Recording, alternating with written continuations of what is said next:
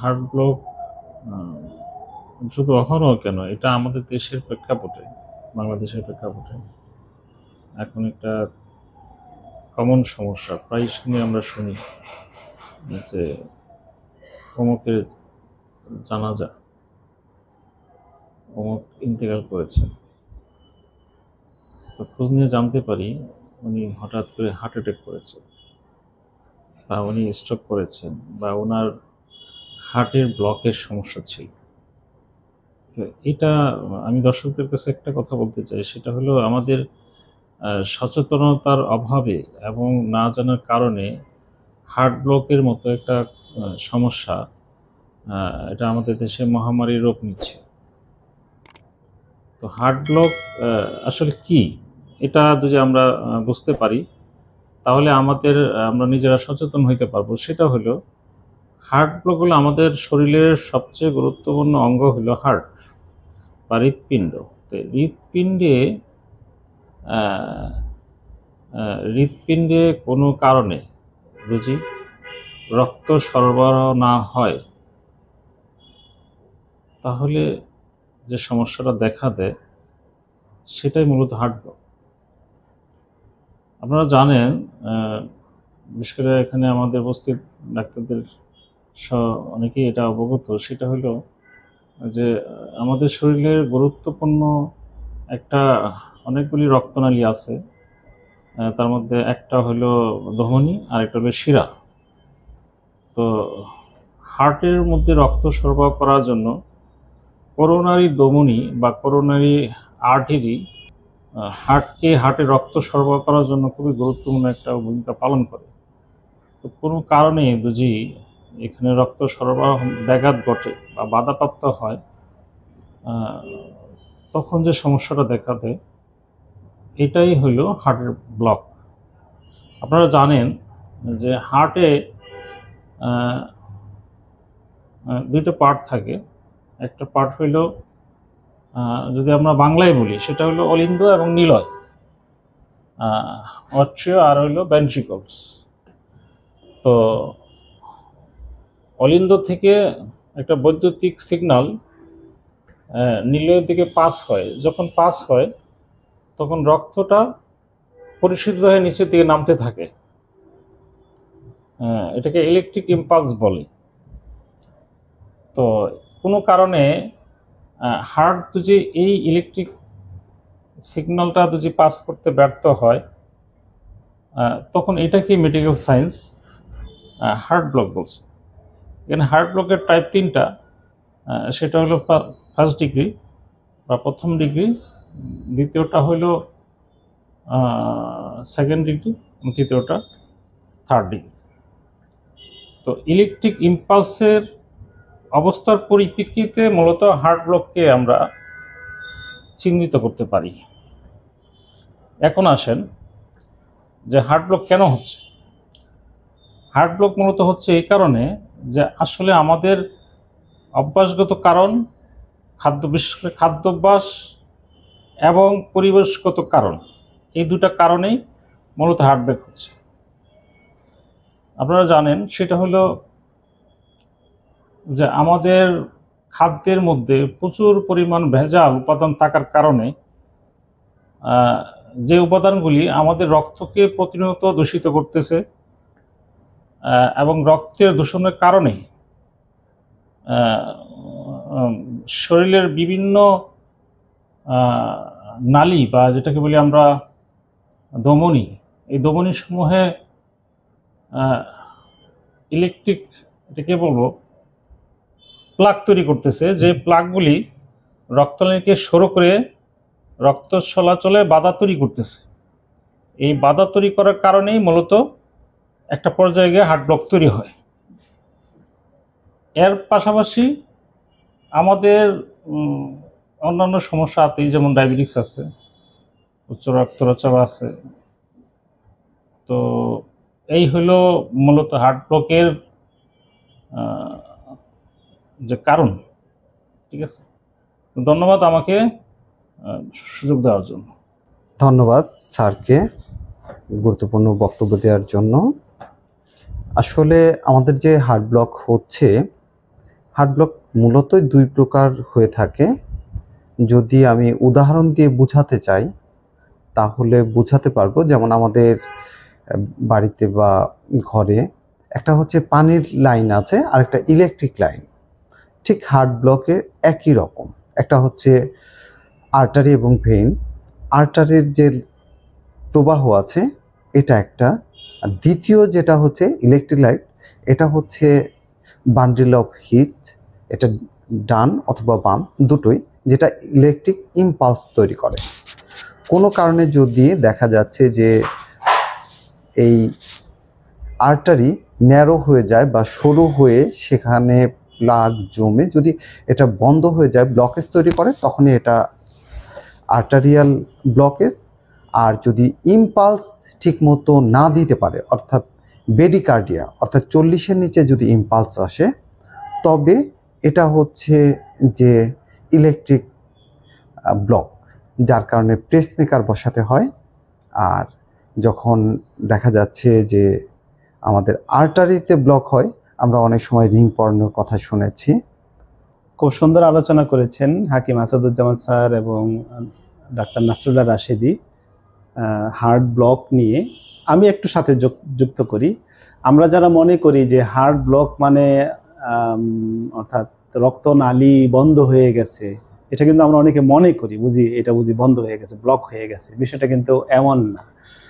আমাদের পূর্ববর্তী দুজন ডাক্তার খুব সুন্দর বলেছেন যে হার্টের যে একটা বৈদ্যুতিক সংকেত এবং ইলেকট্রিক যে আদান প্রদান, সেই জায়গাতে যদি কোথাও ব্যাঘাত সৃষ্টি হয়ে যদি হার্টের পালস ক্ষতিগ্রস্ত হয়, সেটাকে আমরা সাধারণত হার্ট ব্লক হিসেবে বিবেচনা করে থাকি। তাহলে এই বিষয়টা কি, যে রক্তনালী যদি বন্ধ হয়ে যায়, তাহলে এটা কি? এটাকে সাধারণত অ্যানোরিজম বলে বিবেচনা করা হয়। অ্যানোরিজম হলো এমন একটা বিষয় যে রক্তনালীর প্রাচীরটা দুর্বল হয়ে সেটা অনেক সময় ফুলে উঠতে পারে। ফুলে উঠে এটা ব্রাস্ট হয়ে যেতে পারে, অথবা রক্তের নালীর প্রাচীরের ভিতরে অনেকগুলো প্লাগ জমে রক্তের নালীকে সংকুচিত করে দিতে পারে, এবং এই সংকুচিত হওয়ার কারণে এখান দিয়ে রক্ত প্রবাহটা কম হয়, এবং কম হয় বলে আমাদের কিন্তু হাই প্রেশার হতে পারে। বিশেষ করে আমরা যে শুনি যে এই লোকটার ব্রেনে রক্তক্ষরণ হয়েছে, এই ঘটনাগুলো বেশিরভাগ কিন্তু অ্যানোরিজম থেকেই ঘটে, যে ব্রেনের সূক্ষ্ম যেই আর্টারি বা ভেনগুলো আছে, সেখানে যদি কোনো রকম অ্যানোরিজম তৈরি হয়, গুটির মতো তৈরি হয়, এবং সেখানে রক্ত চলাচল ব্যাঘাত সৃষ্টি হয়, এবং অ্যানোরিজম হওয়ার কারণে প্রাচীরটা দুর্বল হয়ে গিয়ে একসময় ফেটে যায়, এবং ফেটে গিয়ে ব্রেনে রক্তক্ষরণ হয়, এবং এই কারণে মানুষ কিন্তু মারাও যেতে পারে। তাহলে দুইটা কিন্তু এক বিষয় না। তো এই পর্যায়ে আমি ডাক্তার নাসরুল্লাহ রাশেদী স্যারের কাছে জানতে চাচ্ছি যে এই যে আমরা হার্ট ব্লক নিয়ে আজকে আলোচনা করতেছি, কি কি সাইন এবং সিমটম দেখলে আমরা বুঝতে পারবো যে এই রোগীটার হার্ট ব্লক হয়েছে? জি, ধন্যবাদ স্যার এ আলম হোসাইনিকে আমাকে কথা বলার সুযোগ দেওয়ার জন্য। হার্ট ব্লকের রুগী আমরা তো অহরহরই শুনে থাকি, দেখে থাকি, কিন্তু আসলে এই মানে একটু ব্যথা হলো বা বুক ব্যথা হলো তাহলেই কি আমরা হার্ট ব্লক বলবো? কেউ যদি আমাকে দেখায় যে এইখানে আমার ব্যথা হয়েছে, এরকম আঙ্গুল দিয়ে টিপ দিয়ে যদি দেখায় বা সুনির্দিষ্ট আঙ্গুলের মাথায়, তাহলে এটা আমি বলবো যে হার্ট ব্লক না। তাহলে সাইন সিমটমগুলো কি? হ্যাঁ, হার্ট ব্লকের একটা অন্যতম লক্ষণ হচ্ছে বুকে ব্যথা, কিন্তু সেই বুক ব্যথাটা হচ্ছে যে পুরো বুকে, অর্থাৎ ছড়িয়ে থাকবে, একটা সুনির্দিষ্ট জায়গায় থাকবে না। তবে হার্টের অবস্থান যেহেতু বাম পাশেই এর ব্যথাটা বেশি হতে পারে, কিন্তু পুরো বুকে ছড়িয়ে থাকতে পারে। এরপরে একটা বার্নিং সেন্সেশন বা জ্বালা হবে। অনেকেই মানে গ্যাস হলে আমরা জ্বালা মনে করি, কিন্তু হার্ট ব্লকের ক্ষেত্রেও আমরা দেখতে পাই যে হ্যাঁ, একটা বার্নিং সেন্সেশন বা জ্বালা, যার কারণে অনেকেই হার্ট ব্লক হয়েছে, সে অনবরত গ্যাসের ওষুধ খাচ্ছে, একটু আরাম পাচ্ছে বা মনে হচ্ছে প্রচলিত ধারায় যে মানে ওষুধগুলো, এগুলি খাওয়ার প্রবণতাটা অনেক বেশি, কিন্তু তার যে হার্ট ব্লক হয়েছে সেদিকে তার কোনো খেয়াল নেই। এরপরে দেখা যাচ্ছে শ্বাসকষ্ট হতে পারে। আচ্ছা, শ্বাসকষ্টটা কিভাবে হয়? আমরা এই যে এখানে বসে আছি বা অফিসে কাজ করছি, তখন কিন্তু আসলে শ্বাসকষ্ট দেখা যাবে না। কেউ জোরে দৌড়াচ্ছে, হাঁটতেছে, বা অনেক সময় ব্যায়াম করতে গেছে, ব্যায়াম করতে যেয়ে আর ব্যায়াম করতে পারছে না, হঠাৎ করেই তার শ্বাসকষ্ট হচ্ছে, অথবা বুকে মানে ব্যথা হচ্ছে, বুকে কষ্ট হচ্ছে। আগে সে দৌড়াতো, কোনো অসুবিধা নেই, কিন্তু যখনই ব্লকেজ শুরু হবে তখন সে ভালোভাবে দৌড়াতে পারবে না, সে ওই সিঁড়ি ভাঙতে পারবে না। আরেকটা মানে বিষয় যে এমনি সমতল জায়গায় সে হাঁটছে, কোনো সমস্যা নেই, সিঁড়ি ভাঙতে গেলেই তার দেখা যাচ্ছে শ্বাস নিতে কষ্ট হচ্ছে, বুকে ব্যথা হচ্ছে, চাপ, এরকম। আরেকটা জিনিস আছে, এই মানে এই সেন্সেশনটা মানে অস্বস্তি বোধটা অনেক সময় গলা পর্যন্ত ছড়ায়, যে বুকের এই মানে একটা অস্বস্তি সেন্সেশন বা অনুভূতি, এটা গলা বা কখনো শুধু গলার মধ্যে কি সীমাবদ্ধ না, হাতের মাঝে এই ব্যথা বা এই সেন্সেশনটা ছড়ায়, যেটা ক্লাম্পিং বলা যেতে পারে, যে একটা ক্লাম্পিং হচ্ছে এই ধরনের। এমনকি পিঠের দিকে, মানে সামনে তো বুক, কিন্তু এই ব্যথাটা বা এই চাপ বোধটা, এটা দেখা যাচ্ছে যে পিঠের দিকে একটা খিল ধরে থাকা বা একটা বদ্ধ হয়ে আছে, এরকম একটা অনুভূতি অনেক সময়। এবং দ্রুত হাঁটতে গেলে, ব্যায়াম করতে গেলে সে হাঁপিয়ে ওঠে, সিঁড়ি বাইতে পারে না। এই লক্ষণগুলো, বিশেষ করে যদি এই ধরনের লক্ষণগুলো পাই, তাহলে আমাদেরকে চিন্তা করতে হবে যে হার্ট ব্লক হয়েছে কিনা।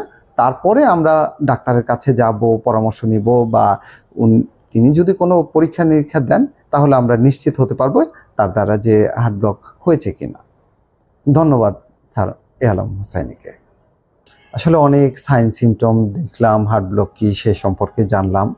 তো আমরা শুধু হার্ট ব্লকের যদি সাইন সিমটম এবং এই বিষয়টা নিয়েই সীমাবদ্ধ থাকে তা কিন্তু না, আমাদের কিন্তু আরেকটা বিষয় অবশ্যই জানা উচিত।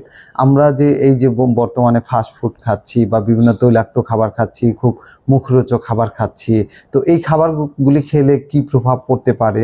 তো আমরা এবারে আমাদের ম্যাডামের কাছে জানতে চাইব, মাবিয়া ইয়াসমিন ম্যাডাম, যে হার্ট ব্লকের রোগীরা কি কি পথ্য খেতে পারবে, এই বিষয়ে যদি আমাদেরকে একটু বলতেন বা আমাদের দর্শকদের উদ্দেশ্যে বলতেন, তাহলে তারা শুনে উপকৃত হতো।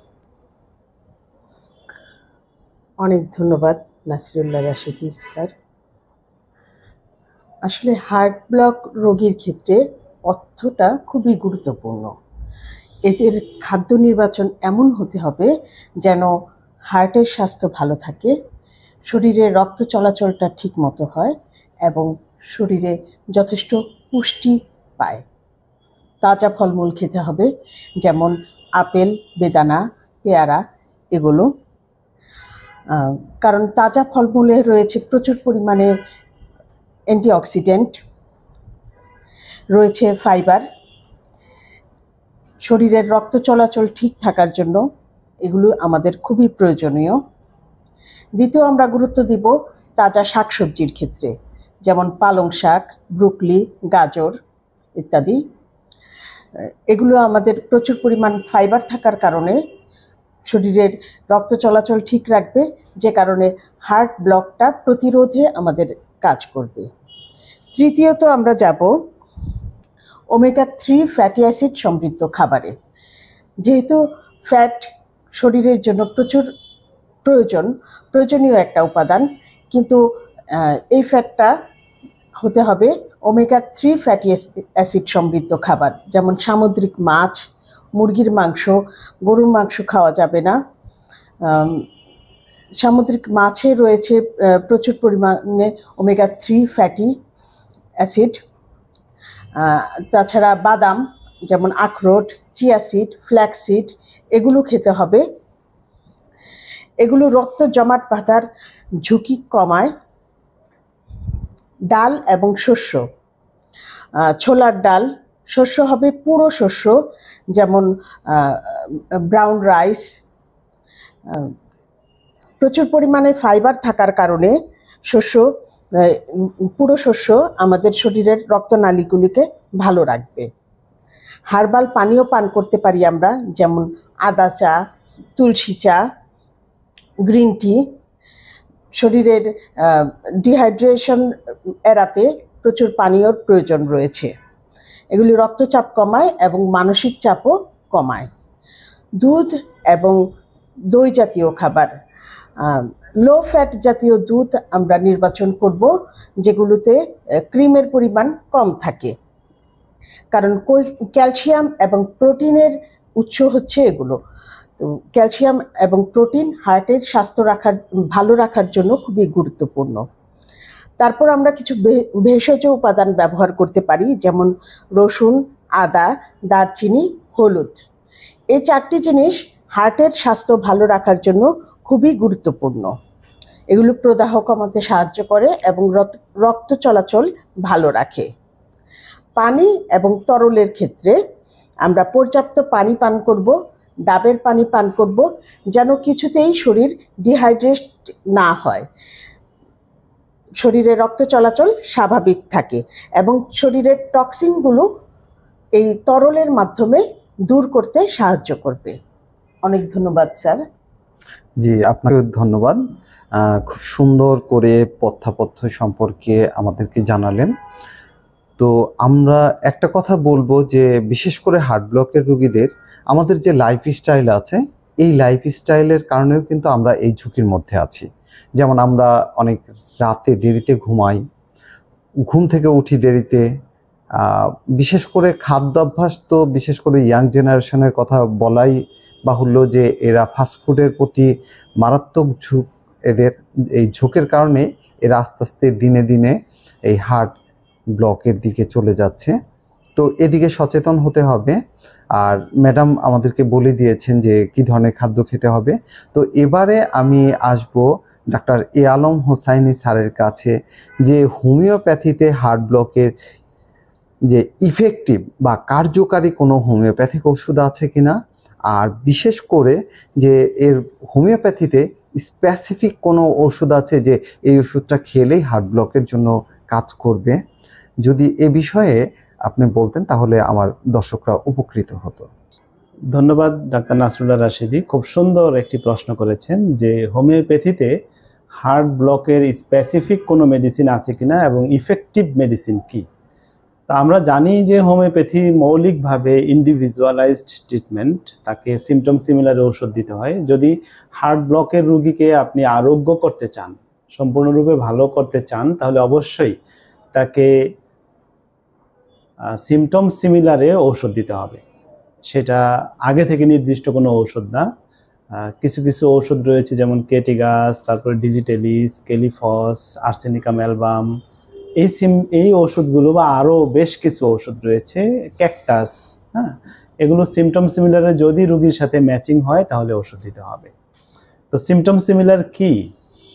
সিমটম সিমিলারের মধ্যে এমন একটা সিমটম হতে পারে, যেমন ধরুন কারো হার্টের যে ব্যথাটা, এই ব্যথাটা সকালে ঘুম থেকে উঠলে বাড়ে, অন্য সবার কিন্তু ঘুম থেকে উঠলে বাড়ছে না, তার ঘুম থেকে উঠলে বাড়তেছে, তাহলে এইটাকে আমরা একটা সিমটম হিসাবে, অর্থাৎ আমাদের শুধু সিমটম হলেই হবে না, অর্থাৎ সিমটমটাকে এমনভাবে নিতে হবে যে সিমটমটা আর 10 জনের থেকে এই সিমটমটাকে আলাদা করা যায়, এইরকম সিমটম নিতে হবে। ইন্ডিভিজুয়াল সব হার্ট ব্লকের পেশেন্ট তো বুকে ব্যথা হবে, এটা কমন। এখন বুকে ব্যথা হলেই আপনি ওষুধ দিয়ে দিবেন, বিষয়টা কিন্তু হোমিওপ্যাথিতে সেম এরকম না।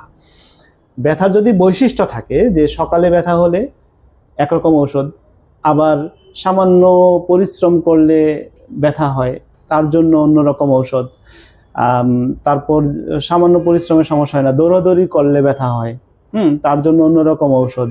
আবার এমনটা হতে পারে যে সে যখন ঘুমাতে যায় ব্যথার কারণে ঘুম ভেঙে যায়, এটা একটা স্পেসিফিক বৈশিষ্ট্যগত সিমটম। এই বৈশিষ্ট্যগত সিমটম তার সামান্য রকম যদি কেউ দুঃসংবাদ শোনে, এই দুঃসংবাদ, অল্প একটু দুঃসংবাদ বা দুঃসংবাদের চিন্তা করলে তার বুক ব্যথা শুরু হয়ে যায়, সিমটমটা যদি এমন হয় তাহলে তার জন্য আলাদা ওষুধ। এভাবে আলাদাকরণ পদ্ধতিতে ইন্ডিভিজুয়ালাইজড ট্রিটমেন্টের পক্ষে হোমিওপ্যাথি। হ্যাঁ, তো আপনি পথ্য হিসেবে কি খাবেন? পথ্য হিসাবে স্পেসিফিক কিছু দেওয়া যেতে পারে হোমিওপ্যাথিতে। তো স্পেসিফিক কি? স্পেসিফিক হলো ক্রেটিগাস মাদার, এটা আমরা দিতে পারি এবং এটা সারা জীবনও যদি কেউ খায় তাহলে তার কোনো ক্ষতি হবে না। এটা এতটাই নিরাপদ একটা হার্ব। যেমন আমরা রসুনের কথা বলতে পারি, আমরা তো সারা জীবন রসুন খাই, আদা খাই, হলুদ খাই, কারো কিন্তু ক্ষতি হয় না। ক্রেটিগাসটাও ঠিক সেম, সারা জীবন খাবেন, ক্ষতি হবে না। কিছু কিছু ঔষধ সারা জীবন খাওয়া যায় না, একটা মাত্রা মেনে খেতে হয়, তারপরে বন্ধ রাখতে হয়। ক্রেটিগাস মাত্রা মেনে খাওয়া দরকার নেই, আপনি সারা জীবন খেতে পারবেন এবং আপনার হার্টকে শক্তিশালী করবে। এবং এই হার্টকে শক্তিশালী রাখবে, তার পাশাপাশি যদি সিমটম সিমিলার হোমিওপ্যাথি ওষুধ খাওয়া হয় তাহলে সে আরোগ্য হয়ে যাওয়ার সম্ভাবনা আছে। ক্রেটিগাসের পাশাপাশি আমরা কি করতে পারি, এলিয়াম স্যাটাইভা। স্যাটাইভা মানে হলো রসুন, আমরা যে রসুনটা খাই, এই রসুনটাও সারা জীবন খাইতে পারবেন এবং রসুন হার্টকে শক্তিশালী করে। আর হলো আমাদের দেশীয় ভেষজ অর্জুনটা আপনি সারা জীবন খাইতে পারবেন না, 6 মাস পর্যন্ত একটা না খেতে পারবেন, আবার অন্তত 1-2 মাস বন্ধ রেখে আবার খাবেন।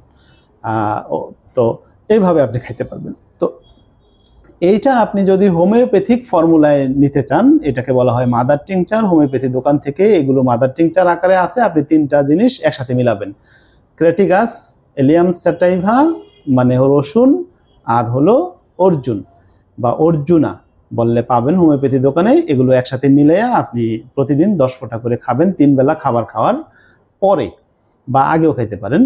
আর যদি আপনি নিজে বানাইতে চান বা যারা মনে করেন যে হোমিওপ্যাথিতে স্প্রিট আছে, স্প্রিটকে পরিহার করতে চান, তাহলে এটা আপনারা অ্যাপেল সিডার ভিনেগার দিয়ে করতে পারেন, ঠিক একই কাজ। অ্যাপেল সিডার ভিনেগারে এই হার্বগুলোকে ভিজিয়ে রাখা হবে 1 মাস। 1 মাস ভিজিয়ে রাখার পরে হার্বের যে এগুলো আছে, এক্সট্রাক্টগুলো আছে, সেগুলোকে ছেঁকে ফেলে দিবেন। এই অ্যাপেল সিডার ভিনেগারের মধ্যেই ক্রেটিগাস, রসুন আর অর্জুনের যে গুণাগুণ সেটা অ্যাপেল সিডার ভিনেগারে চলে যাবে। তো অ্যাপেল সিডার ভিনেগারে চলে গেলে এটাও ঠিক সেম ওই ওষুধের মতোই হয়ে যাবে। সেটা আপনি ঘরে বানাইতে পারবেন, এটার জন্য আপনার লাইসেন্স লাগবে না। কিন্তু হোমিওপ্যাথি ঔষধ বানাইতে গেলে আপনার লাইসেন্স লাগবে বা একটা ঝামেলাও হইতে পারে, কারণ এখানে আপনাকে রেকটিফাইড স্পিড ইউজ করতে হবে। তো আর যদি আপনি অ্যাপেল সিডার ভিনেগারের এই যে এই ইনফিউশনটা যদি আমাদের কাছ থেকে নিতে চান, আমাদের কাছ থেকেও নিতে পারবেন, আপনি অর্ডার করলে আমরা বানিয়ে দিব। আর হোমিওপ্যাথিক ফর্মুলার যেটা, সেটাও আমাদের কাছে আছে। আমাদের কাছে হোমিওপ্যাথিক ড্রাগ লাইসেন্স আছে, আমরা আপনাকে দিতে পারবো, কোনো সমস্যা নেই। এই বিষয়গুলো আপনার হার্টকে শক্তিশালী করবে। অর্জুন আপনি 6 মাসের বেশি খেতে পারবেন না, কিন্তু ক্রেটিগাস ও এলিয়াম স্যাপা আপনি সারা জীবন খেতে পারবেন, আপনার হার্টকে অত্যন্ত শক্তিশালী করবে। এবং পরবর্তীতে হার্ট ব্লকের কারণে যে স্ট্রোক করার যে ঝুঁকি, সেই ঝুঁকি আপনার কমে যাবে। ধন্যবাদ। আসসালামু আলাইকুম ওয়া রাহমাতুল্লাহি ওয়া বারাকাতুহু। ধন্যবাদ সারে আলম হোসাইনিকে। হোমিওপ্যাথিক দিক থেকে যে হার্ট ব্লকের যে ওষুধগুলো এবং স্পেসিফিক ওষুধের বিষয়ে খুব সুন্দর করে বলেছেন। তো আমি সেখানে একটা কথা যোগ করতে চাচ্ছি। আমরা বিশেষ করে যারা আমরা খাওয়া দাওয়া করি, রান্নাবান্না করি, সেখানে বিশেষ করে যে তেলগুলো জমে যায়, সেই তেলগুলির ব্যবহার অবশ্যই পরিহার করা উচিত। আরেকটা জিনিস পরিহার করা উচিত, সেটা হচ্ছে অধিক মশলা, যেটা আমাদের মুখরোচক বা খুব স্বাদ বাড়িয়ে দেয়। আর এর মাঝে টেস্টি সল্ট আছে বা আরও অনেক ধরনের খাবারকে স্বাদ করার জন্য যেই আমরা উপকরণগুলি ব্যবহার করে থাকি, এই উপকরণগুলি কিন্তু আমাদের জন্য স্বাস্থ্য ঝুঁকির দিকে নিয়ে যায়। তো আমরা যতটুকু সম্ভব চেষ্টা করব এই স্বাস্থ্য ঝুঁকি যে সমস্ত উপকরণ আমাদের তৈরি করে সেগুলি পরিহার করার জন্য। তো এবার তো হোমিওপ্যাথির কথা শুনলাম, এবার আমরা গাছটা বা ইউনানি সিস্টেম অফ মেডিসিনের বিষয়ে আমরা শুনব যে হার্ট ব্লকের উপর কার্যকারী কী কী মেডিসিন রয়েছে। ডাক্তার আসাদুজ্জামান স্যার, আপনি যদি একটু বলতেন আমাদের দর্শকদের উদ্দেশ্য করে যে সিস্টেম অফ মেডিসিন কি কি ওষুধ। ধন্যবাদ ডাক্তার নাসরুল্লাহ রাশেদি। আমাকে ইউনানি সিস্টেম বা ইউনানি মতে হার্ট ব্লকের চিকিৎসা সম্পর্কে কিছু বলার জন্য। ইউনানি সিস্টেম অফ মেডিসিন বা ইউনানি চিকিৎসা পদ্ধতি অত্যন্ত কার্যকরীভাবে হার্ট ব্লককে মোকাবেলা করার জন্য চমৎকার অনেক কিছু রয়েছে, অনেক মেডিসিন রয়েছে এবং হার্বস রয়েছে। তো আসলে আমি ওইদিকে না যাওয়ার আশা আমি আগে আমি একটা কথা বলতে চাই, সেটা হলো ইউনানি মতে হার্ট ব্লক দুইটা কারণে হয়। একটা কারণ হলো সেটা হলো যে সুয়ে মেজাজ সৌদাবি এবং সুয়ে মেজাজ দমাবি, এই দুইটা কারণে মূলত হার্ট ব্লককে আমাদের ফর্ম হয়। তো সুয়ে মেজাজ সৌদাবি দ্বারা আমরা একটা জিনিস বুঝি, সেটা হলো আমাদের কিছু খাদ্য অভ্যাসের কারণে, উল্টাপাল্টা খাবার খাওয়ার কারণে বা অসময়ে খাবার খাওয়ার কারণে আমাদের সুয়ে মেজাজ সৌদাবিটা হয়। মানে আমাদের অবাঞ্ছিত কিছু বিশেষ করে খাঁটি অম্লকে, যেটাকে বলি আমরা ইংরেজিতে বলি সৌদা, এটা দূষিত হয়ে যায়, যার কারণে এটা আমাদের একটা পর্যায়ে আমাদের শরীরের রক্তনালীগুলিকে সরু করে ফেলে বা ব্লক করে ফেলে বা বিভিন্ন রকম প্লাক তৈরিতে সহায়তা করে। তো আমরা অনেকেই জানি না যে প্রকৃতির মধ্যে অসংখ্য অবাঞ্ছিত বস্তু রয়েছে, যেমন প্লাস্টিকের কণা, তারপরে যানবাহনের কালো ধোঁয়া, তারপরে আছে পোড়া তেল, তারপরে আছে সীসা, ক্লোরিনের মতো ভয়াবহ কিছু উপাদান, যেটা আমাদের প্রতিনিয়ত আমাদের খাদ্যের সাথে, এবং কিছু মারাত্মক কিছু কেমিক্যালস, এবং যারা আমরা প্রতিনিয়ত বিশেষ করে রাসায়নিক উপাদান সমূহ বা প্রিজারভেটিভ হিসেবে ইউজ করা হয় বা সার কীটনাশক হিসেবে ব্যবহার করা হয়, এই সমস্ত উপাদান সমূহ প্রতিনিয়ত আমাদের রক্ত, পিত্ত, অম্ল এবং বলগম, যেটাকে আমরা বলি কফ, এটাকে দূষিত করার কারণে আমাদের শরীরে বিভিন্ন রকম সমস্যা দেখা দেয়। তার মধ্যে একটা সমস্যা হইল হার্ট ব্লক। তো হার্ট খুব সেন্সিটিভ একটা অর্গান, যে অর্গানটা আমাদের যদি আমরা একটু এদিক সেদিক করি তাহলে এটা তার কার্যকারিতা মারাত্মকভাবে হ্রাস পায়। বিশেষ করে পূর্বেই বলেছি যে এটার ইলেকট্রিক সিগন্যালটা ঠিকমতো পাস করতে পারে না, যার কারণে আমাদের বিভিন্ন রকম সমস্যা হয়। তো ইউনানি সিস্টেম অফ মেডিসিন মনে করে সেটা হলো যে আমাদের এমন কিছু করা উচিত বা এমন কিছু খাবার অভ্যাস করা উচিত যাতে আমাদের এই হার্ট ব্লককে আমরা প্রতিহত করতে পারি। তো যাতে আমাদের রক্ত এবং অম্ল এই দুটার থেকে আমাদের শরীরে গুরুত্বপূর্ণ কিছু হজমের ক্ষেত্রে, শরীরের নার্ভ সাপ্লাইটাকে স্বাভাবিক রাখার জন্য সাধারণত সহায়তা করে। তো যাতে আমরা এটা করতে পারি। তো ইউনানি মতে হার্ট ব্লকের জন্য কার্যকরী কিছু মেডিসিন আছে। তার মধ্যে একটা হলো গোলাপ ফুল। এই গোলাপ ফুলটাকে আমরা বিভিন্নভাবে ব্যবহার করতে পারি, এবং গোলাপ ফুল এটাকে পাতা ব্যবহার করতে পারি, এটাকে আমরা ফুলটাকে ব্যবহার করতে পারি। এটা বিশেষ করে হার্টের ইলেকট্রিক সিগন্যালটাকে স্বাভাবিকভাবে পাস করতে সহায়তা করে। আরেকটা হলো ব্রাহ্মী, আমরা জানি ব্রাহ্মী শাক বলি আমরা। এই ব্রাহ্মী শাকটা হার্ট ব্লকের ক্ষেত্রে খুব কার্যকর, এবং এটা বিশেষ করে আয়ুর্বেদ শাস্ত্রে এটা ব্যবহার হয়, ইউনানিতে ব্যবহার কম, কিন্তু এটা আমরা উপমহাদেশের বাসিন্দা হিসেবে আমরা এটাকে ব্যাপকভাবে ব্যবহার করতে পারি। আর এর পাশাপাশি প্রচলিত প্যাটার্ন মেডিসিন হিসাবে আমরা গোলকন গোলাপ, আরক গোলাপ, তারপরে খামিরা আবরেশম আমরা ব্যবহার করতে পারি। এটা একটা পর্যায়ে গিয়ে আমাদের হার্ট ব্লককে নিরাময় করতে সহায়তা করবে। তো ধন্যবাদ, ডাক্তার নাসরুল নরসুদী। জি, আপনাকেও ধন্যবাদ। তো আমাদের রোগীদের উদ্দেশ্যে একটা কথা বলতে হয় যে আমরা যেভাবে অলস জীবনযাপন করি, বিশেষ করে শহর, রাজধানী বা বিভিন্ন জায়গায় আমাদের নিয়মিত আসলে ব্যায়াম করা উচিত, হাঁটা উচিত। হাঁটা কিন্তু একটি ব্যায়াম। তো আমাদের নিয়মিত হাঁটা বা অল্প এক্সারসাইজ, ভারী নয়, ইনস্ট্রুমেন্ট দিয়ে নয়, তবে হালকা ব্যায়ামটা আমাদের অভ্যাসের একটা অন্তর্ভুক্ত রাখা উচিত। তো আমরা এর আগে শুনেছি যে আমরা কি কি খেতে পারবো। তো হার্ট ব্লকের রুগীরা কি কি খেতে পারবে না সে বিষয়টাও তো আমাদের জানা উচিত, তাই না? তো আমরা ফিরে যাচ্ছি আমাদের মাবিয়া জেসমিন ম্যামের কাছে যে হার্ট ব্লকের রুগীরা কি কি খেতে পারবে না, আপনি যদি সে বিষয়ে একটু বলতেন। অনেক ধন্যবাদ নাসিরুল্লাহ রাশিদি স্যার।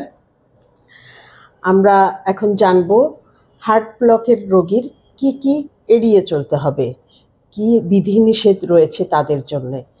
এই জিনিসটা তাদের জন্য খুবই গুরুত্বপূর্ণ, কারণ প্রতিরোধের ক্ষেত্রে কিংবা যাদের অল্প কিছু সমস্যা দেখা দিয়েছে তারা যদি এই নিয়মগুলো মেনে চলে খাবার দাবারের ক্ষেত্রে, চলাফেরার ক্ষেত্রে, তাহলে অবশ্যই বড় কোনো সমস্যা আমরা এড়িয়ে যেতে পারবো।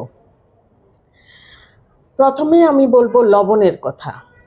লবণ কমাতে হবে, সেটা রান্নার ক্ষেত্রেই হোক, এবং টেবিল লবণ যেটা আমরা অনেক সময় অনেক ফ্যামিলিতেই দেখা যায় যে ডাইনিং টেবিলে একটি লবণের কৌটা থাকে, এটা পুরোপুরি পরিহার করতে হবে। কাঁচা লবণ খাওয়া যাবে না, এবং রান্নার ক্ষেত্রেও লবণের ব্যবহার কমাতে হবে।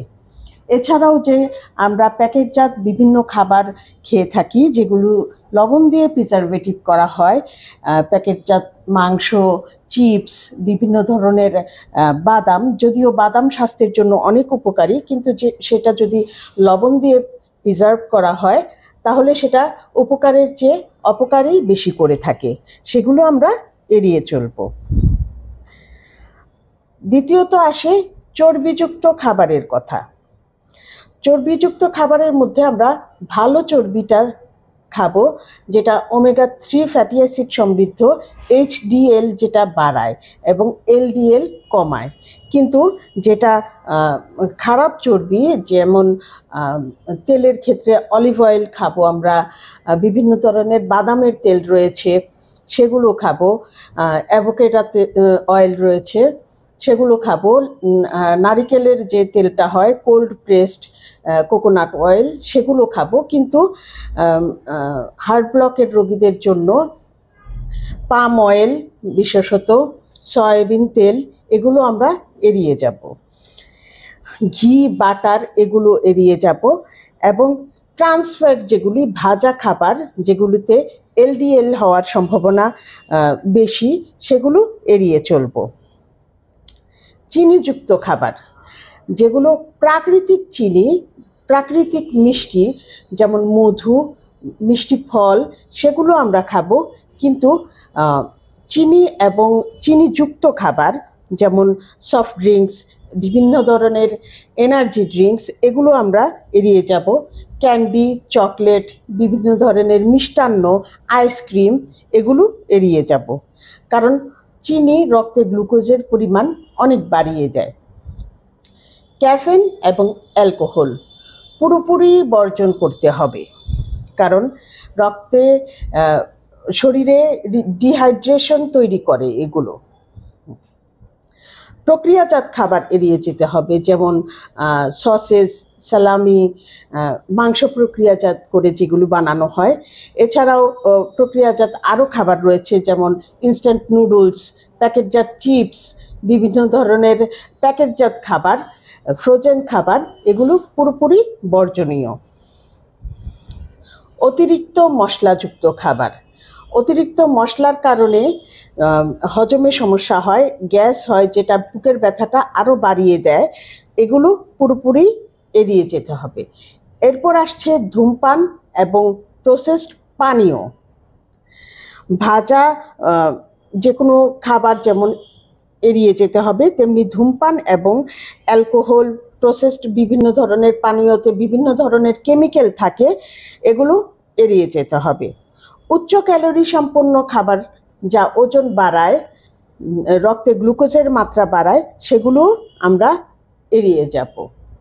তো সবাই সুস্থ থাকবেন, নিয়ম মেনে চলবেন, এই কামনা করে আমরা আবার ফিরে যাচ্ছি রাশেদি ভাইয়ের কাছে।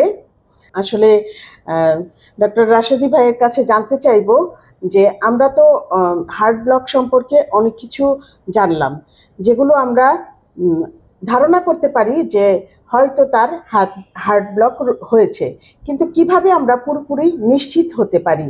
কোনো ল্যাব টেস্ট কি আছে যেগুলোর মাধ্যমে আমরা নিশ্চিত হতে পারি এবং জানতে পারি যে হার্ট ব্লকটা তার সত্যি আছে কিনা? এ সম্পর্কে যদি আপনি কিছু বলতেন। জি, ধন্যবাদ নাবিয়া ম্যাম। হার্ট ব্লক আসলে আমরা তো অনেক সাইন সিমটম দেখে জানলাম, কিন্তু আমরা আসলে নিশ্চিত হব কিভাবে? নিশ্চিত হওয়ার জন্য কিছু ল্যাব টেস্ট অবশ্যই দরকার। কারণ হচ্ছে যে শুধু সাইন সিমটম দিয়ে কখনোই আমরা 100% নিশ্চিত হতে পারবো না। আমরা কিন্তু অহরহই দেখা যায় হার্ট ব্লক হলেই আমরা নিজেরাই গিয়ে একটা ল্যাবে গিয়ে কি করি, ইসিজি করে আসি। মনে করি যে ইসিজি করলে আমার সমস্ত কিছু ধরা পড়ে যাবে। তবে ইসিজি একটা সহায়ক টেস্ট, কিন্তু ইসিজি দিয়ে পরিপূর্ণ হার্ট ব্লকের বিষয়টা জানা বা নিশ্চিত হওয়া যাবে না। ইসিজির পরেই যে জিনিসটা করা হয় সেটা হচ্ছে ইকো। এটা হচ্ছে ইকো কার্ডিওগ্রাফি। ইসিজি হচ্ছে ইলেকট্রিক কার্ডিওগ্রাফি, আর ইকো হচ্ছে ইকো কার্ডিওগ্রাফি, যেটা হচ্ছে যে আপনার আল্ট্রাসোনোগ্রাফির মাধ্যমে হার্টের যে ছবি দেখা হয় সেভাবে। এভাবে আমরা মানে দ্বিতীয় স্টেপে আমরা জেনে থাকি যে হার্টের অবস্থা, তার হার্টের স্বাস্থ্য কেমন আছে সে সম্পর্কে। যদি দেখা যাচ্ছে যে সেটাতেও আমরা নিশ্চিত না হতে পারি, আসলে এ দুটো দিয়ে যদি কোনো প্রবলেম ফাইন্ড আউট হয়, এরপরে আমরা ধাপে ধাপে অগ্রসর হয়ে থাকি। এরপরে আমরা সাধারণত করি ইটিটি। ইটিটি আসলে কারা করে থাকে? যখন দেখা গেল যে এই দুটো টেস্টেও একেবারে নিশ্চিত হতে পারলাম না যে আসলে ব্লক আছে কিনা, বা আমাদের আরও কিছু সমস্যা থেকেই যাচ্ছে যা ফাইন্ড আউট হয়নি, তখন আমরা একটা ওই যে ব্যায়াম করে যেরকম দৌড়িয়ে এই অবস্থায় আমাদের হার্টের অবস্থাটা কেমন সেটা জানার জন্যই আমরা ইটিটি করে থাকি। কিন্তু অনেক সময় একটা বড় সমস্যা হয়, যাদের অনেক বেশি ওবিসিটি আছে, অনেক মোটা, অল্প বয়স্ক কিন্তু মোটা, যারা দৌড়াতে পারে না, তাহলে তাদের ক্ষেত্রে কি করব? এদের ক্ষেত্রে কিন্তু আরেকটা কাজ করতে হয়, সেটা হচ্ছে সিটি এনজিওগ্রাম। আমরা এনজিওগ্রামের কথা অনেকেই শুনেছি, কিন্তু সিটি এনজিওগ্রাম অনেকেই হয়তো নাও শুনে থাকতে পারে। আমরা সিটি স্ক্যানের মাধ্যমেও যে এনজিওগ্রাম করা হয় সেটা হচ্ছে সিটি এনজিওগ্রাম। এই ক্ষেত্রে আমরা যখন দেখা যাচ্ছে যে ইটিটি করে কোনো অনেক মানে যাদের স্বাস্থ্য ভালো, এদের বিষয়ে জানতে পারি না তাদের ক্ষেত্রে। কিন্তু সিটি এনজিওগ্রাম আসলে কাদের ক্ষেত্রে করা হয়, এখানেও কিছু বিষয় রয়েছে। যেমন যারা আসলে শুধু এনজিওগ্রাম করতে চাচ্ছেন না, অল্প বয়স্ক, অর্থাৎ শরীর ফুটা করে কোনো এনজিওগ্রাম করা এটাকে পছন্দ করছেন না, এদের ক্ষেত্রে, অথবা ওই যে অনেক বাল্কি বা মোটা, এরা অনেক সময় এই সিটি এনজিওগ্রাম করে থাকে। এর মাধ্যমে হার্টের নিজস্ব যে 3টা ব্লাড সাপ্লাই আছে, আর্টারি, যেখানে ব্লকেজ আছে কিনা এটা নিশ্চিত করার জন্যই আসলে এই পরীক্ষাটা করা হয়। এখানে এক প্রকার ডায়া দেওয়া হয়, কিন্তু একটা প্রবলেম আছে। শুধু এনজিওগ্রামে যে পরিমাণ ডায়া দেওয়া হয়, ডায়া বলতে এক ধরনের উপাদান যাকে মানে এই যেটা রক্তের সাথে মিশে একটা ছবি বা চিত্র তৈরি করে, যার মাধ্যমে আমরা বুঝতে পারি যে মানে কোথাও কোন জায়গায় কতটুকু ব্লক আছে। তো এই ক্ষেত্রে সিটি এনজিওগ্রামের ক্ষেত্রে দেখা যায় যে প্রচুর পরিমাণে ডায়া ব্যবহার করতে হয়, যেটা মানে আসলে যদি সরাসরি এনজিওগ্রাম করা হয়, এনজিওগ্রাম মানে তার পরবর্তী স্টেজে আমি বলতেছি যে এনজিওগ্রাম মূলত আগে পায়ের শিরা দিয়ে করা হতো, এখন হাতে, ডান হাত বা বাম হাত যে কোনো একটা শিরা দিয়ে এখানে করা হয়ে থাকে। সাধারণত ক্যাথেটার, এক ধরনের চিকন সূক্ষ্ম ক্যাথেটার আছে, এটা হার্ট পর্যন্ত পৌঁছে দেওয়া হয় এবং সেখানে এই ডায়া দিয়ে তারপর এটা করা হয়। করলে 8 থেকে 10 মিনিটের মধ্যে এই প্রসেসটা হয়ে যায়। খুব কঠিন না, তবে এটার ক্ষেত্রে আমরা একেবারে নিশ্চিত হতে পারি কোন রক্তনালীটা কতটুকু ব্লক আছে, কত পার্সেন্ট ব্লক আছে, এটা পরিপূর্ণভাবে বা ফুল ব্লক আছে কিনা এটা নিশ্চিত হতে পারে। এরপরেও সাধারণ কিছু টেস্ট আছে যেটা আমরা এর সাথে সম্পৃক্ত করতে পারি, যেমন ব্লাডের কোলেস্টেরল টেস্ট। যদি কোলেস্টেরলের মাত্রা বেশি থাকে তাহলে তার ব্লকের ঝুঁকি থাকে, এটা নিশ্চিত হতে পারি। এরপরে আমরা সচরাচর তো আমরা একটা কাজ করেই থাকি, সেটা হচ্ছে যে বিপিটা একটু বেশি হলেই আমরা দেখা যাচ্ছে ডাক্তারের কাছে দৌড়ে যাচ্ছি। এটা কিন্তু আমাদের মানে একটা কি বলবো যে একেবারে প্রাইমারি একটা টেস্ট, বা যদি বিপি দেখা যাচ্ছে কমছেই না, সবসময় বেশি থাকে। এরপরে আরেকটা এর সাথে সম্পৃক্ত একটা টেস্ট আছে, সেটা হচ্ছে ডায়াবেটিস টেস্ট। এই ডায়াবেটিস টেস্টের মাধ্যমেও আমরা কিন্তু নিশ্চিত হতে পারি যে যদি ডায়াবেটিস থাকে তাহলে তার সমস্যাটা বেড়ে যেতে পারে। ডায়াবেটিস অন্য রোগকে দেখা যাচ্ছে যে খারাপের দিকে নিয়ে যেতে সহযোগিতা করে, যার কারণে ডায়াবেটিসকে অবশ্যই কন্ট্রোল রাখতে হবে, আর তার জন্যে ডায়াবেটিস টেস্টটাও করে নিতে হবে। তো ধন্যবাদ আমাকে কিছু বলতে দেওয়ার জন্য। এবারে চলে যাচ্ছি আমরা ডাক্তার এ আলম হোসাইনি স্যারের কাছে, যে এ আলম স্যার 3 ফ্রি লাইফ নিয়ে কাজ করছে, যেখানে রয়েছে অ্যারোমা থেরাপি প্লাস কসমেটিক্স। তো আমরা জানতে চাচ্ছি স্যারের কাছে যে এই অ্যারোমা থেরাপি এবং কসমেটিক্স হার্ট ব্লকের রোগীদের উপর কোনো ভূমিকা আছে কিনা, যদি থাকে তা আমাদের যে দর্শক আছে তাদের উদ্দেশ্যে একটু বলুন। ধন্যবাদ ডাক্তার নাসরুল্লাহ রাশেদি। আমাদের আসলে মূলত সাইড ইফেক্ট ফ্রি হইতে হবে এবং অনিরাপদ কেমিক্যাল ফ্রি হইতে হবে। এই দুইটা বিষয়কে মাথায় রেখে আমরা যদি চিন্তা করি তাহলে একজন হার্ট ব্লকের পেশেন্টের জন্য অ্যারোমা থেরাপি, কসমেটিক এবং অনিরাপদ কেমিক্যাল ফ্রি কসমেটিক খুব গুরুত্বপূর্ণ ভূমিকা পালন করতে পারে।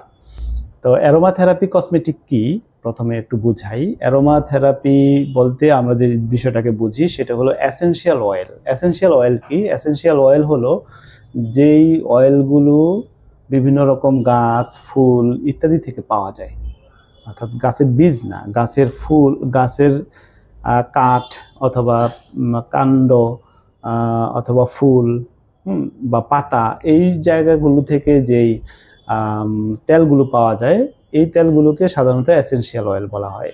তো এই এসেনশিয়াল অয়েলে অনেক ঔষধি গুণ থাকে এবং অনেক সুগন্ধিও থাকে।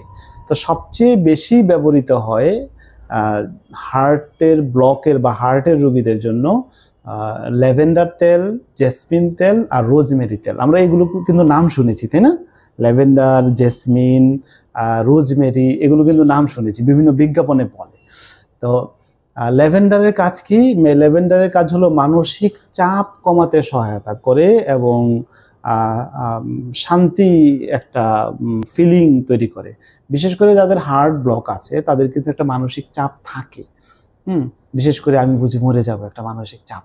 তাছাড়াও ফ্যামিলি থেকে হয়তো ব্যবসার একটা চাপ, ছেলে মেয়ে ঠিকমতো লেখাপড়া করছে না বা ঠিকমতো তাদের কথা মতো চলছে না, এরকম একটা চাপ, মানে একটা ফ্যামিলিগত চাপ ইত্যাদি অনেক কিছু থাকতে পারে। এই চাপগুলোকে রিল্যাক্স করাইতে সহায়তা করে ল্যাভেন্ডার তেল। তাহলে এই হার্ট ব্লকের পেশেন্টের জন্য এটা একটা খুব গুরুত্বপূর্ণ বিষয়। জেসমিন তেলটা কি করে? মানসিক উদ্দীপনা বাড়িয়ে হৃৎপিণ্ডকে আরাম দেয়।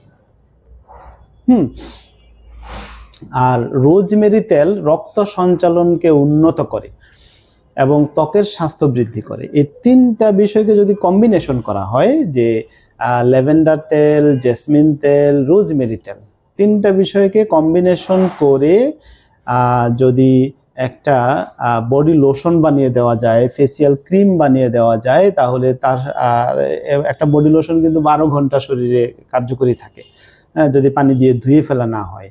তাহলে 12 ঘন্টা পর্যন্ত তার শরীর থেকে এটার একটা ঘ্রাণ থাকবে, এটা একটা ন্যাচারাল ইমেজ তার শরীরে তৈরি হতে থাকবে। একবার দিলে, যদি দিনে 2 বার লোশন দেয় তাহলে 24 ঘন্টা তার শরীরে একটা ন্যাচারাল ইমেজ তৈরি হবে। এই তেলগুলো দিয়েই কিন্তু আমরা সাবান বানাইতে পারি, হ্যান্ড ওয়াশ বানাইতে পারি, বডি ওয়াশ বানাইতে পারি। এর সাথে যদি বডি ওয়াশ বানাই, এর সাথে কিন্তু আমরা অ্যালোভেরার সাথে যুক্ত করতে পারি। এই 3টা তো থাকলোই, পাশাপাশি অ্যালোভেরা যুক্ত করতে পারি, তুলসী দিতে পারি। এই অ্যালোভেরা আর তুলসী দিলে কি হবে? অ্যালোভেরা আর তুলসী দিলে মানসিক প্রশান্তি তার মধ্যে তৈরি হবে। আর এছাড়া অবশ্যই আমরা রাসায়নিক মুক্ত সাবানগুলো ইউজ করবো, বিশেষ করে কোল্ড প্রেস সাবান, অথবা যারা এরকম বিভিন্ন হার্ব উপাদান দিয়ে বডি ওয়াশ তৈরি করে তাদের কাছ থেকে আপনারা সাবান নিতে পারবেন। এটা আমরা করি, আমাদের কাছ থেকেও আপনারা চাইলে নিতে পারবেন। এই বিষয়গুলো এছাড়াও বডি স্প্রেরও একটা গুরুত্বপূর্ণ বিষয় আছে অ্যারোমা থেরাপি। বডি স্প্রেগুলোতে সাধারণত আমরা যেটা প্রাকৃতিক বডি স্প্রে, যেরকম ল্যাভেন্ডার তেল, জেসমিন তেল, রোজমেরি তেল দিয়ে বানানো যে বডি স্প্রে, সেই বডি স্প্রেটা আমরা ইউজ করব। কিন্তু কৃত্রিম সুগন্ধিযুক্ত যে বডি স্প্রে, সেগুলো কিন্তু আমরা ইউজ করব না। বডি স্প্রের পাশাপাশি আমাদের ঘরে একটা ডিফিউজার লাগাই দিতে পারি, অর্থাৎ যেটা থেকে বাতাসে বাষ্প ছড়াইয়া পুরো ঘরটাকে সুগন্ধময় করে ফেলবে। তো এখানেও আমরা ল্যাভেন্ডার তেল, জেসমিন তেল আর রোজমেরি তেল একটা কম্বিনেশন করে আমরা ডিফিউজারের মাধ্যমে ছেড়ে দিতে পারি আমাদের ঘরে। তাহলে কি হবে? এই যে একটা সুঘ্রাণ আসবে, এই সুঘ্রাণে মানসিক চাপ কমবে, মনের ভিতরে প্রশান্তি তৈরি হবে, তারপর মানসিক উদ্দীপনাটাকে করে তার হৃৎপিণ্ডকে আরাম দিবে, রক্ত সঞ্চালনে সহায়তা করবে। এতে করে রোগী আরাম পাবে এবং মানসিকভাবে এবং শারীরিকভাবে সে অনেকটাই সুস্থ রাখার ক্ষেত্রে ভূমিকা পালন করতে পারে অ্যারোমা থেরাপি কসমেটিক। কসমেটিক, যেহেতু আমরা প্রত্যেকটা মানুষ কসমেটিকের উপর নির্ভরশীল। এখন শীত এসেছে, শীতের মধ্যে আমরা লোশন দিবই, এবং মেয়েরা তো 24 ঘন্টা কসমেটিকের উপরে থাকেন। তো সেই ক্ষেত্রে কসমেটিককে কিন্তু আমরা হেলাফেলা করলে হবে না, এটাকে স্বাস্থ্যকর করতে হবে। ধন্যবাদ ডাক্তার নাসরুল্লাহ রাশেদী। জি, স্যারকে অনেক ধন্যবাদ খুব গুরুত্বপূর্ণ তথ্য দেওয়ার জন্য। এবার আমরা হার্ট ব্লকের ক্ষেত্রে দুটো ভেষজের গুণাগুণ সম্পর্কে জানবো ডাক্তার আসাদুজ্জামান স্যারের কাছে, যে এমন দুটো হার্বসের কথা বলবেন বা ভেষজের কথা যেটা হার্ট ব্লকের ক্ষেত্রে খুবই গুরুত্বপূর্ণ ভূমিকা পালন করে। ধন্যবাদ ডাক্তার নাসরুল নাশেদী। হার্ট ব্লকের ক্ষেত্রে অনেক হার্বস রয়েছে যেগুলি হার্ট ব্লকে কাজ করে। পার্টিকুলারলি আমাদের রান্নাঘরে একটা হার্বস আছে, যে হার্বসটা আমরা প্রতিনিয়ত ব্যবহার করি। একটা হলো, এটা ইতিমধ্যে আলোচনা হয়েছে, সেটা হলো রসুন। রসুন হলো অত্যন্ত গুরুত্বপূর্ণ এমন একটা হার্বস, যে হার্বসকে আমরা সহজে ব্যবহার করতে পারি। এটাকে যে আমরা হার্ট ব্লকের ইচ্ছা ব্যবহার করি, মনে করি যে হার্ট ব্লককে এটা আমরা এটাকে দূর করে দিব। বিশেষ করে এটা আমরা অনেকেই জানি না যে আমাদের হার্ট ব্লকের মূল যে ফাংশনটা, যেটা ফরমেশন, যেটাকে আমরা বলতে পারি, সেটা হলো আমাদের প্রথমত আর্টারিগুলি ব্লক হয়ে যায়। আর্টারিগুলি ব্লক হয়ে যাওয়ার কারণে মূলত আমাদের হার্ট ব্লকটা হয়। বিশেষ করে আমাদের রক্তনালীগুলি চিকন হইতে থাকে বা সরু হইতে থাকে। এক্ষেত্রে রক্তনালীগুলিকে ফ্রি রাখতে রসুনের একটা অসাধারণ একটা ভূমিকা আছে। পাশাপাশি পেঁয়াজকেও আমরা হার্ট ব্লকে কাজে লাগাইতে পারি, এবং এটাও হার্ট ব্লককে দূরে রাখতে চমৎকার কাজ করে। আর পাশাপাশি আমরা অর্জুনের কথা বলতে পারি। অর্জুন আমাদের হার্টের ইলেকট্রিক ইমপালসকে সম্প্রসারিত করতে অত্যন্ত ভূমিকা পালন করে। পাশাপাশি এটা হার্টের মাসলগুলিকে শক্তিশালী করে। তো ইতিমধ্যে আমরা আলোচনা শুনছি, তো এটাকে আমরা ব্যবহার করতে পারি। পাশাপাশি আমরা আরেকটা জিনিস করতে পারি, সেটা হলো আমরা গোলাপের পাতাটাকে পানির সাথে, গোলাপের পাতাকে পানির সাথে একসাথে আমরা যে এটাকে টুটকা হিসেবে ব্যবহার করি, গোলাপের পাতা প্লাস পান পাতা একসাথে যদি আমরা চাবায় খেতে পারি, বিশেষ করে খালি পেটে, তাহলে ইনশাল্লাহ হার্ট ব্লকে এটা অনেকাংশ ভূমিকা পালন করে। এটা আমার অভিজ্ঞতা থেকে বলতেছি। তো এরকম অনেক কিছু রয়েছে। যেমন আর একটা জিনিস বলি, সেটা হলো আমরা প্রতিনিয়ত আপেল খাই। আপেল হার্ট ব্লক সারাতে একটা চমৎকার ভূমিকা পালন করে, পেয়ারা চমৎকার ভূমিকা পালন করে। তো সেটা আমরা হয়তো ইন্টারনেটের মাধ্যমে অনেকেই এটা জানি। তো আরেকটা গুরুত্বপূর্ণ হার্বস আছে, সেটা হলো ব্রাহ্মী। এই ব্রাহ্মী হার্ট ব্লক সারাতে অত্যন্ত গুরুত্বপূর্ণ ভূমিকা পালন করে। তো ধন্যবাদ ডক্টর নাসরুল হোসেন। জি, আপনাকেও ধন্যবাদ স্যার, খুব সুন্দর করে বিশেষ করে ভেষজের যে গুণাগুণ সম্পর্কে বললেন হার্ট ব্লকের ক্ষেত্রে। আমরা চেষ্টা করব এই হার্বসগুলোকে ব্যবহার করতে। আমরা অনেক কিছুই জানলাম। তো আমরা হার্ট ব্লকের পথ্যাপথ্য সম্পর্কেও জেনেছি, কিন্তু এই পথ্যাপথ্য কিভাবে রান্না করতে হবে, রান্না করার যে প্রক্রিয়া, কারণ হচ্ছে রান্নাঘরটা বলতে পারেন যে আমাদের যদি অসুখের কথা বলি একটা বড় সোর্স। এখানে যদি ভালো করে রান্না করা হয়, স্বাস্থ্যসম্মত রান্না করা হয়, সেটা রোগীর জন্য হবে পথ্য। আর যদি স্বাস্থ্যসম্মতভাবে না রান্না করা হয় তাহলে সেটা হবে বিষ। তো এই বিষয়েই কিভাবে রান্না করতে হবে আমরা তা জানবো আজ এখন ডক্টর মাবিয়া জেসমিন ম্যামের কাছে। অনেক ধন্যবাদ ডক্টর নাসিরুল্লাহ রাশিদি স্যার। আমরা যদি রান্নার ঘর নিয়ে আলোচনা করতে চাই, তাহলে প্রথমে আসবে যে রান্নাঘর হতে হবে অবশ্যই পরিষ্কার পরিচ্ছন্ন, দূষণমুক্ত এবং প্রাকৃতিক আলো বাতাস সম্পন্ন। সেখানে বায়ু চলাচলের সুবিধা থাকবে, যেন ধোঁয়া কিংবা অন্যান্য গন্ধে রান্নাঘরের পরিবেশ দূষিত না হয়। তারপর হার্ট ব্লকের রোগীর ক্ষেত্রে ইন্ডিভিজুয়ালি যদি আমরা আসি, তাহলে রান্নার প্রক্রিয়ার ক্ষেত্রে আমি বলবো তেলের ব্যবহার। প্রথমেই তেলের ব্যবহারের কথা। তেল হতে হবে পরিমাণে একেবারেই কম, খুব কম, এবং সেটা হতে হবে স্বাস্থ্যকর তেল।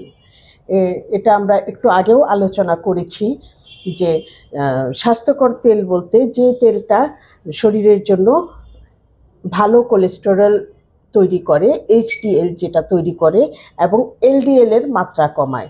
সেক্ষেত্রে আমরা ব্যবহার করব বাদামের তেল কিংবা কোল্ড প্রেসড নারিকেল তেল কিংবা আমন্ড তেল, সেটা বাদামের তেলই, অথবা অ্যাভোকাডো তেল। এবং আমরা অবশ্যই সয়াবিন তেল, পাম অয়েল এগুলো বর্জন করব। দ্বিতীয়ত লবণ রান্নার ক্ষেত্রেও অল্প পরিমাণ ব্যবহার করতে হবে এবং কাঁচা লবণ অবশ্যই অ্যাভয়েড করতে হবে। তৃতীয়ত রান্নার ক্ষেত্রে আমরা মশলার কথা আনতে পারি। মশলা এবং ঝাল এটা অ্যাভয়েড করতে হবে, কম মশলা ব্যবহার করতে হবে। এবং রান্নার পদ্ধতি হবে কখনোই ফ্রাই না, ডিপ ফ্রাই তো অবশ্যই বর্জনীয়। এই রোগীদের ক্ষেত্রে রান্নার পদ্ধতি হবে স্টিম, ভাপানো খাবার কিংবা গ্রিল খাবার, কিংবা হতে পারে যে সিদ্ধ খাবার, ভাপানো, গ্রিল অথবা বেক করা খাবার। কখনোই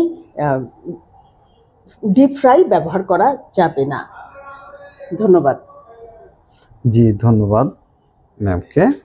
তো আমরা দেখতে দেখতে অনুষ্ঠানের প্রায় শেষ পর্যায়ে চলে এসেছি। তো আমরা যে কথাটা বলবো আমাদের দর্শকদের উদ্দেশ্যে, আপনাদের যদি আমাদের এই আলোচনা ভালো লাগে অবশ্যই আমাদের চ্যানেলটি সাবস্ক্রাইব করবেন, আপনাদের বন্ধুবান্ধবদের মাঝে শেয়ার করবেন, আর আপনাদের মূল্যবান মতামত আমাদেরকে জানাবেন। আপনারা যদি কোনো ডিজিজ সম্পর্কে জানতে চান আপনারা কমেন্ট করে জানাবেন, আমরা চেষ্টা করব সেই বিষয় নিয়ে, সেই ডিজিজ নিয়ে আলোচনা করতে। আর আপনাদের ভালো লাগা মন্দ লাগার উপরেই নির্ভর করে আমাদের এই আলোচনা। আমাদের আলোচনাটা অবশ্যই আপনাদের যদি খারাপ লাগে আপনারা গঠনমূলক আলোচনা করবেন, আর যদি ভালো লাগে অবশ্যই লাইক করবেন, আপনাদের শেয়ার করবেন আপনাদের বন্ধুবান্ধবদের মাঝে। আমরা আসলে আপনাদের মাঝে নিয়ে এসেছি 3 লাইফ যে কনসেপ্ট, এবং পাশাপাশি চিকিৎসা, বিশেষ করে কেমিক্যাল ফ্রি চিকিৎসা। তো আপনাদের সুস্বাস্থ্য কামনা করেই আজকের মতো বিদায় নিচ্ছি। আমি ডাক্তার নাসরুল্লাহ রাশেদি। আসসালামু আলাইকুম ওয়া রাহমাতুল্লাহি ওয়া বারাকাতুহু।